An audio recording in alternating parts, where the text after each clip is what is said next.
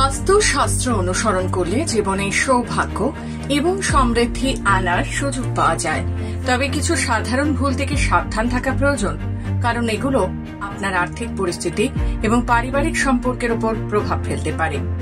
আসুন জেনে নিই বাস্তুশাস্ত্রের 4টি সহজ নিয়ম, যা মেনে চললে আপনার জীবনযাপনে ইতিবাচক পরিবর্তন আসবে।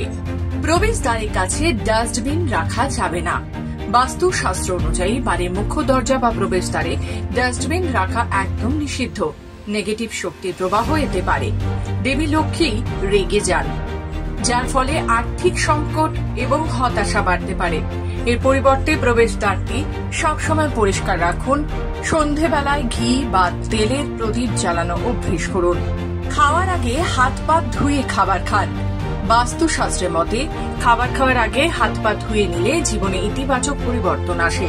বিছানায় বসে খাবার খাওয়া বা হাত পা না ধুয়ে খাবার খাওয়া আপনার আর্থিক ও মানসিক অবস্থা নষ্ট করতে পারে। সুতরাং খাবার খাওয়ার আগে হাত পা পরিষ্কার করা অত্যন্ত গুরুত্বপূর্ণ। রাতে রান্নাঘরে এঁটো বাসন রাখবেন না। রাতে রান্নাঘরে এঁটো বাসন রাখলে বাস্তুর দোষ হয়। এতে বাড়ির শান্তি, সমৃদ্ধি, প্রতিবন্ধকতা সৃষ্টি হতে পারে। তাই রাতে রান্নাঘরে বাসন না রেখে বাইরে রাখুন অথবা সেগুলো ধুয়ে ফেলুন। সন্ধ্যাবেলায় দুধ, দই, নুন দান করবেন না। বাস্তুশাস্ত্র মতে সন্ধ্যাবেলায় দুধ, দই বা নুন দান করা আর্থিক ক্ষতির কারণ হতে পারে। তাই সন্ধ্যার সময়টিকে এড়িয়ে চলুন। সকালে এই জিনিসগুলো দান করুন।